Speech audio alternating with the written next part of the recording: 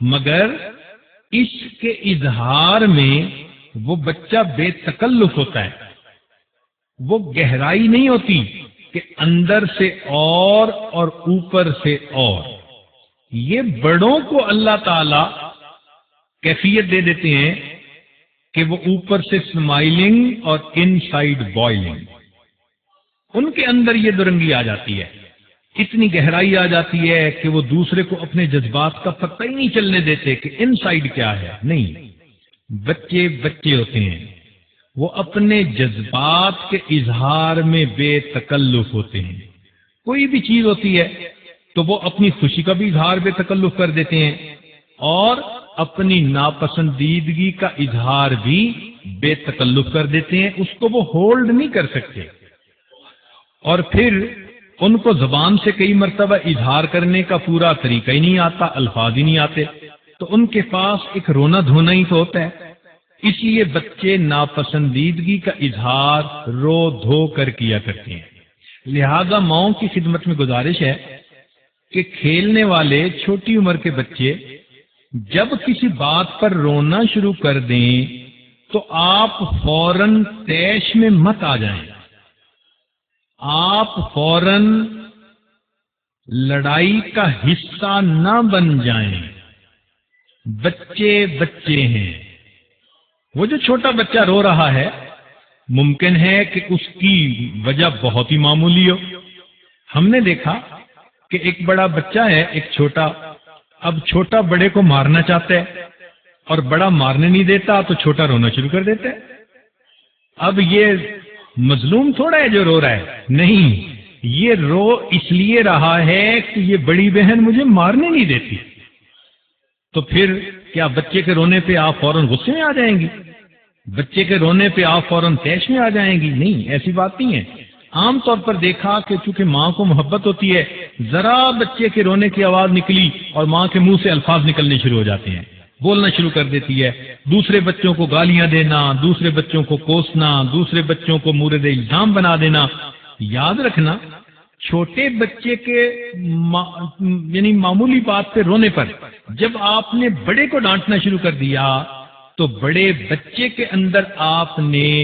اپنی نا انصافی کا بیج بو دیا، اس کے دل میں ڈال دیا، امی نا انصاف ہے، امی کے اندر جسٹس نہیں، کیونکہ بچہ بغیر الزام کے، کوئی ڈانٹ بغیر غلطی کے کوئی الزام اپنے اوپر برداشت نہیں کرتا۔ جب اس کے دل میں ہوتا ہے کہ میں نے غلطی نہیں کی تو اس کو سمجھ میں نہیں آتی کہ مجھے کیوں ڈانٹا جا رہا ہے، تو وہ ماں سے پھر نفرت کرنے لگ جاتا ہے، ماں کو برا سمجھنا شروع کر دیتا ہے، کہتا ہے کہ بس ماں تو چھوٹے ہی کی سائیڈ لیتی ہے چاہے کچھ بھی ہو جائے۔ اور کئی مرتبہ ہوتا ہی ایسے ہے کہ اگر بیٹا چھوٹا ہے تو بڑی بہنوں کی شامت آئی رہتی ہے، ہر بات پہ بہنوں کو ڈانٹ پڑ رہی ہے۔ بھائی بچہ بچہ ہے، اب اس بچے کی خاطر دوسرے بچوں کو تو آپ برباد نہ کریں۔ تو اس لیے یہ چیز ذہن میں رکھیں کہ بچے کا رونا ہمیشہ مظلومیت کا رونا نہیں ہوتا۔ اچھا، کئی مرتبہ بچہ دوسرے بچے کو خود مارتا ہے، ایک دفعہ مارا، دوسری دفعہ مارا، تیسری دفعہ، جب بہن کو 2-4 دفعہ اس نے مارا، اس نے بھی غصے میں آ کے ایک تھپڑ لگا دیا، جب اس نے ایک لگایا اب بچہ رونے کے لیے آ گیا۔ اب وہ جو روتا ہوا آ رہا ہے تو یہ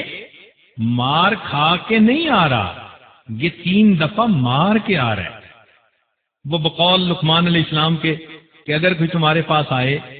اور وہ دکھائے کہ میرا ایک جو ہے وہ کان کسی نے کاٹ دیا،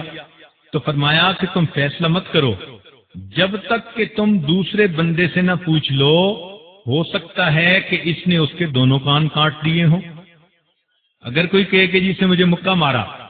اور مارا بھی ہے تو فیصلہ نہ کریں جب تک صورتحال کو معلوم نہ کر لیں، ہو سکتا ہے کہ اس نے پہلے اس کے 2 مکے مارے ہوں۔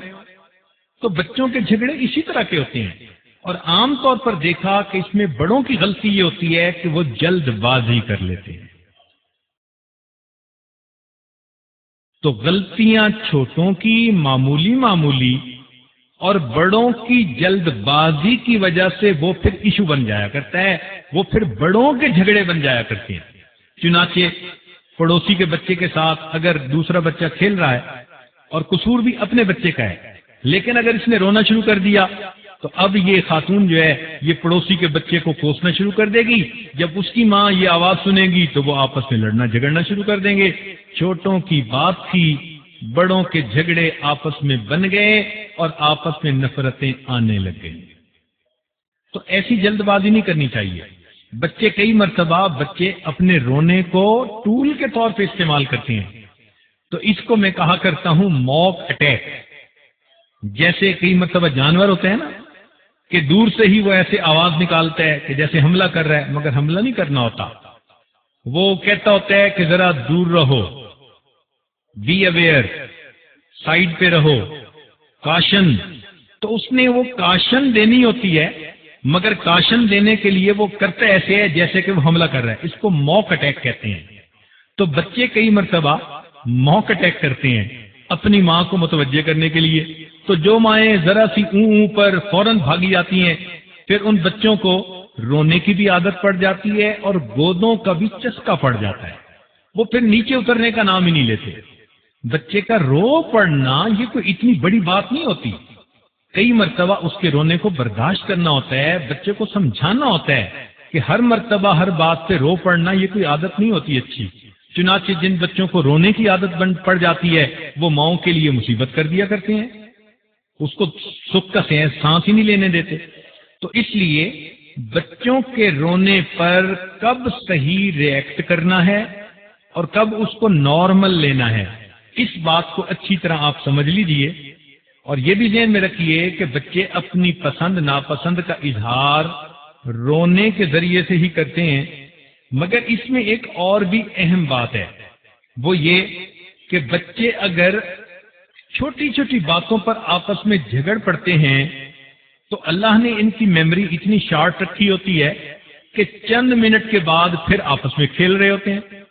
بچے کے رونے میں اور بچے کے ہنسنے میں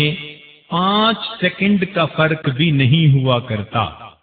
ابھی بچے کے آنسو بہ رہے ہیں، ابھی اس کو ماں نے اٹھا لیا، اس کے آنسو ختم، اس کا رونا ختم۔ تو بچے کا رونا اور بڑے کا رونا ڈفرنٹ چیز ہوتی ہے، اس لیے بچوں کے رونے کی حقیقت کو سمجھنے کی کوشش کریں، اور یہ بھی ذہن میں رکھیں کہ بھئی ان بچوں کے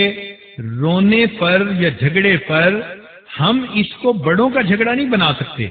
اس لیے کہ بچے تھوڑی دیر کے بعد پھر ایک دوسرے کے ساتھ کھیلیں گے۔ چنانچہ ہم ایک واقعہ جانتے ہیں کہ بچے تھوڑی سی بات پر جھگڑ پڑے، ماں نے دوسرے بچے کے تھپڑ لگا دیا، اس کی ماں نے آ کے اس سے جھگڑا کرنا شروع کر دیا، دونوں طرف کے خامد آ گئے، حتیٰ کہ ایک دوسرے کو انہوں نے زخمی کر دیا، پولیس آ گئی، اتنا پڑوسیوں میں فساد پھیلا۔ جب اگلے دن ماں باپ صبح اٹھے تو کیا دیکھا کہ گلی میں دونوں کے بچے پھر کھیل رہے تھے۔ تو بچوں کی لڑائی تو ایسی ہوتی ہے، تو بچوں کی لڑائی پر اتنا ماں باپ کا الجھ پڑنا کہ ایک دوسرے کو زخمی کر دیں، پولیس آ جائے، زندگی بھر کے لیے تعلق منقطع ہو جائے،